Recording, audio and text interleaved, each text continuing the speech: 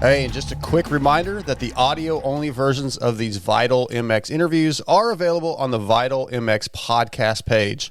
Search for it anywhere you get your pods and let your friends know about it. What's up, guys? Dark Side here with Vital MX. Got another guest on the line today from the Muck Off FXR ClubMX Yamaha team, Jeremy Martin. What's up, J Mart?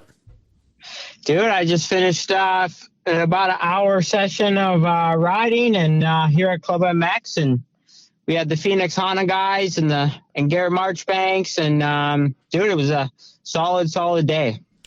Yes, it's a good group of guys out there, and I want to get into some of those guys in a minute. But first, I just want to know, how's the shoulder feeling? How's the body?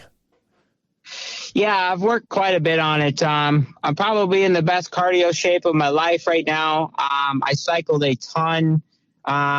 Basically a month after surgery, I bought the Zwift and then a kicker trainer so I could go online in my basement, and I had my sling and a fan set up, and I just said, you know what? This obviously sucks. We're hurt, but we can still try to move forward and get in good shape. And yeah, it's been a lot of fun. The shoulder's a lot stronger now. Every week that goes by, it just feels better and better. And yeah, I'm excited about it. Good to hear, man. Just to remind everybody, you hurt your shoulder really originally in 2021 at round 1 of Supercross. You decided to stick it out so you can compete outdoors. Then you broke your wrist at Ironman, and that finished your 21 season. Came into 22 looking good. First 2 rounds, I think you got a 4th in Minneapolis, 2nd in Dallas. And then you had a practice crash, and everything just kind of fell back apart. I mean, just where has your headspace been for these last couple of years? It's got to be really difficult to mentally overcome the challenges, the physical challenges of, the ups and downs. Yeah, it was definitely pretty tough. Like after my shoulder came out, it almost came out at Dallas when I ran actually into the back of Jace right there in the mechanics area. But I was able to, thank God it didn't. I finished second. And then, to be 100% honest with you, I shouldn't have been riding as hard as I was during the week. I had an awesome day on Tuesday before Daytona, rode Wednesday, and then was supposed to do press day.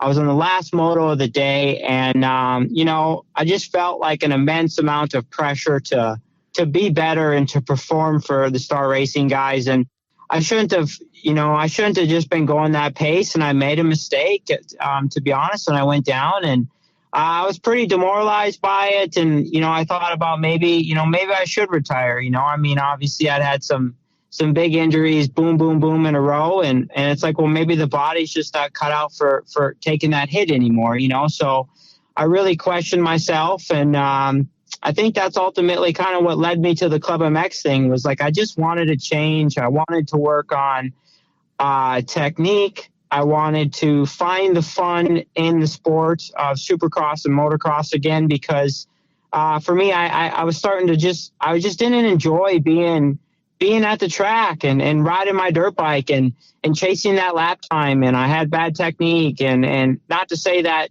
my technique's going to change in 6 months or whatever going into 2023. But I just wanted something different. And I think that's why I chose Club. That actually answered my next question. I was curious as to why Club. I was going to ask you if anything happened at Star that made you want to step away. I think, my relationship with Star, I have an immense amount of respect for those guys. They won at least 7 championships in the last, basically 7 years, it seems like. I mean, they've been the powerhouse dominant team. But I just felt like with the injuries that I had and stuff, I should have took the time back when I got landed on by Styles Robertson. I should have just said, stop, get fixed up. To do this sport at the top level, you are going to crash, so eventually you will. So you should probably be 100% and put yourself in the best situation to be able to kind of get up and get going again. And, I had 2 massive injuries I was dealing with. And, it's just a bummer, Yeah. I mean, it's part of the sport, and you never know when it's going to come. And there's some guys that just seem like things happen constantly and they're always injured, and your career, man, it's been like it's the highest peaks or the lowest lows. It doesn't ever seem like it's in the middle. Yeah, no, you're definitely right, man.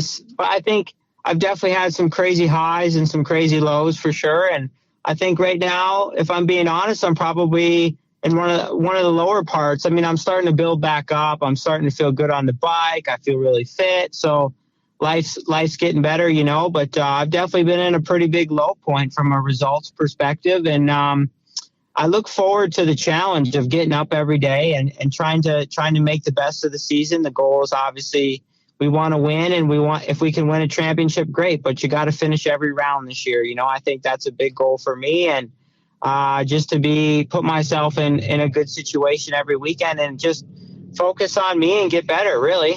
Yeah, that absolutely makes sense. I want to talk about the bikes a little bit. Obviously, you're staying on the same Yamaha platform, but Star has a much bigger budget, probably a lot more opportunity to do different testing things and try different parts. But what are you noticing different about the bike? What suits you? Maybe what would you like to see get improved?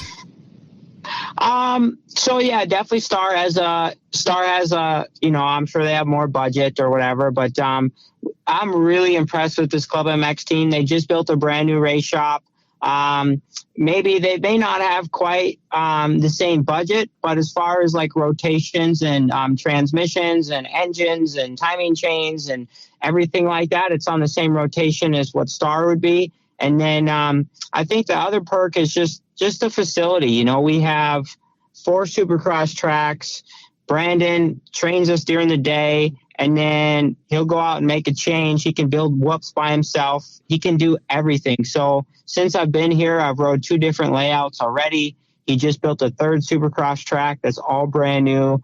We haven't rode that. We're going to ride that on Thursday. So I think the way for me, that's pretty cool. Like that's a unique opportunity, and not too often can you say a team owner can train you, but that can also build badass tracks that are really similar to Dirtworks. Yeah, and you have a good relationship with Brandon already, right? Brandon Haas. Yeah, we definitely have a good relationship. Yeah. Good to hear.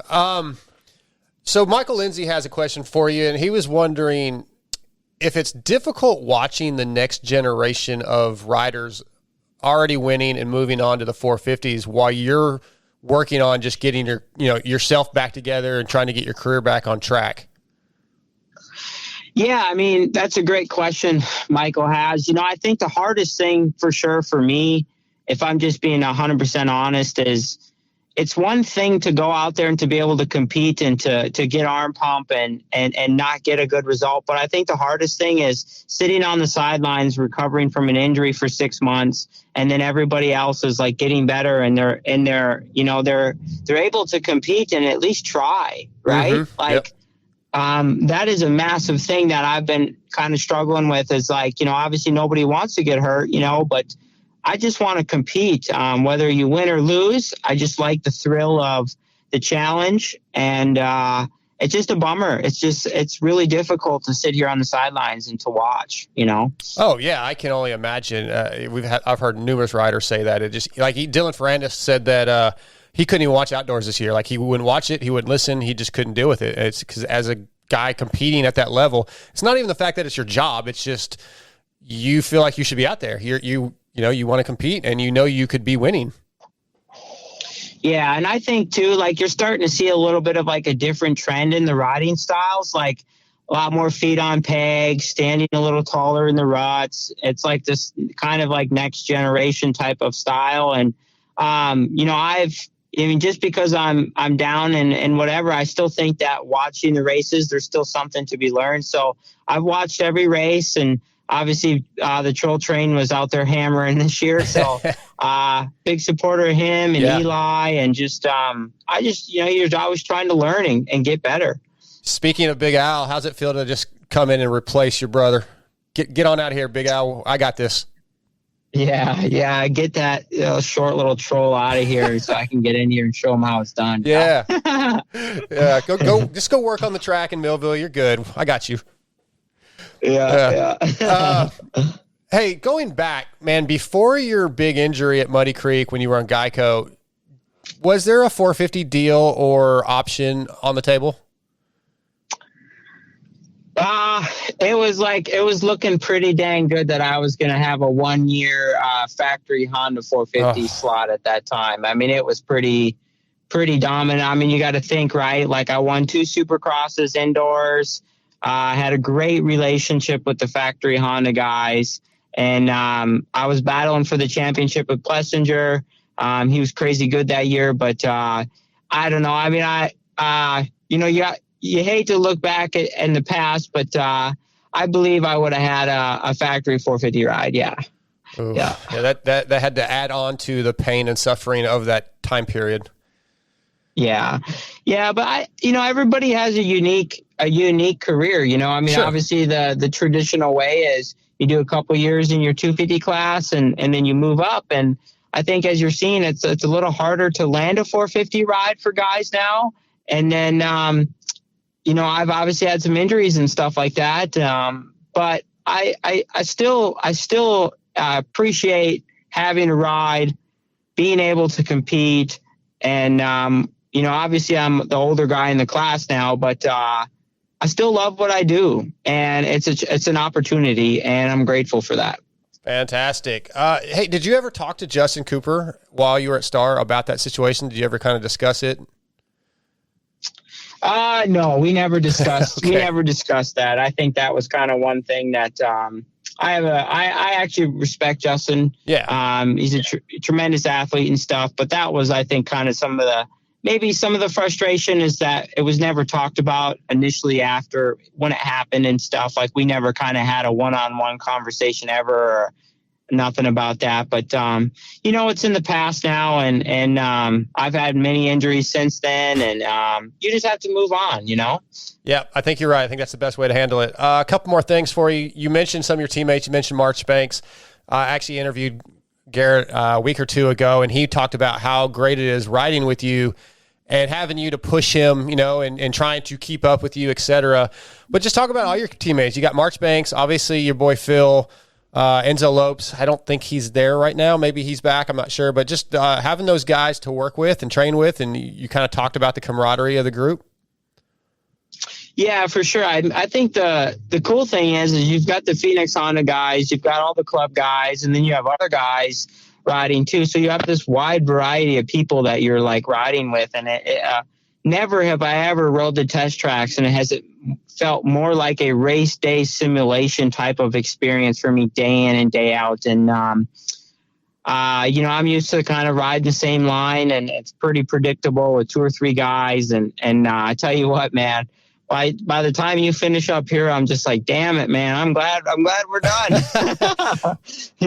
Well, what's different about how you guys are training compared to what you were doing with Star? Because, I mean, at Star, you had a lot of those, obviously the top guys out there. There must be something going on different.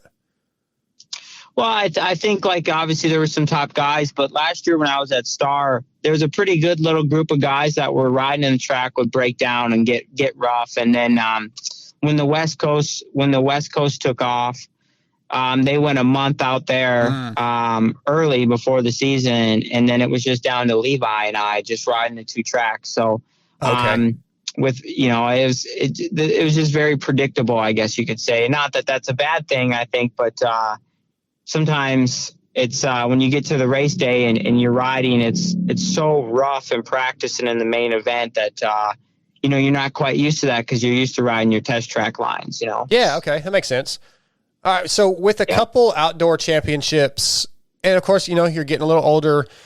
I know you want to get to the 450 ride, but how is the 250 Supercross Championship? Is that still a major priority? Like, is that something that really you want bad? It means a lot to have it, or is it more like I want to be successful and get the 450 ride? Either way. If we can get ourselves a Supercross Championship in the 250, that'd be awesome. Sure. But like the biggest thing, everybody kind of asked me about that, and I think at this point, honestly, man, it's let's make a season, right? Mm-hmm. Let's be the best Jeremy Martin that we can be, and let's line up for every round, and let's just be competitive, and then we'll let the rest of that work out. Okay. Yeah. Good answer. Last thing, man, I saw on your Instagram not too long ago, you recently did a pro mountain bike ride. It looked awful. Tell me about it. Yeah, I tell you what, I mean, it's obviously, like I've said I did a little vlog on it. Riding dirt bikes is a lot more fun, and but it's pretty cool. I love to mountain bike, and I love to push myself and kind of go beyond the limit, and that's probably why I ultimately kind of hit the deck a couple times in the last couple of years, is because I wanted so bad. I pushed too much, but man, that was a muddy race, 40 miles, and a lot of suffering and a lot of cramping there at the end. But after I crossed the finish line, we had ourselves a big old fat burger and some fries and a milkshake, and I was living. That's awesome. I think I saw the time in the background. Was it over 5 hours? Yeah, that was just the overall time. So for me, it was about 2 hours and 22 minutes. But there was guys that there was a standard check 40, like the amateurs that went at like, I think it was like 10 or 10:30 in the morning, and the pro class started at like 1 or 1:30. Yeah. So I think that was just the overall time, because as I was racing and just trying to survive and get to the finish, we were passing some of the amateur guys. Oh my God. Yeah. I can't even imagine.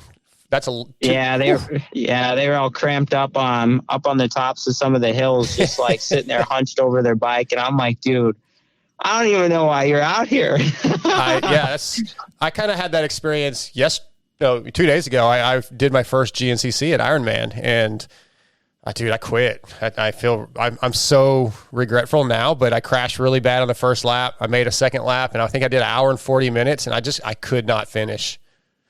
Yeah, I bet, dude. The GNCC stuff is pretty crazy. Was it dry there? Yes. You couldn't see. It was so freaking dusty. It was, and like, I've never even rode off-road, so everything was new, but I hate myself today for quitting. I could have done one more lap. I should have just done it. Yeah, it was brutal. Yeah, I got to go back. And make up for it. It was a lot of fun, though. I have to tell you, man. It was, if you ever get a chance to go ride one, Zacho was there, and of course Caleb Russell lined up, and it was pretty cool. Yeah, that's awesome. Yeah, that'd be a fun thing to do one day for sure. Yeah, you got to do it. You do it in the industry class, maybe once you retire. I like that idea. When I retire. Right? Yeah. All right, J Mart, man, it was great getting a chance to sit down with you for just a few minutes. Appreciate you taking some time after getting some practice in today, and we look forward to seeing you. Do you know what coast you're riding?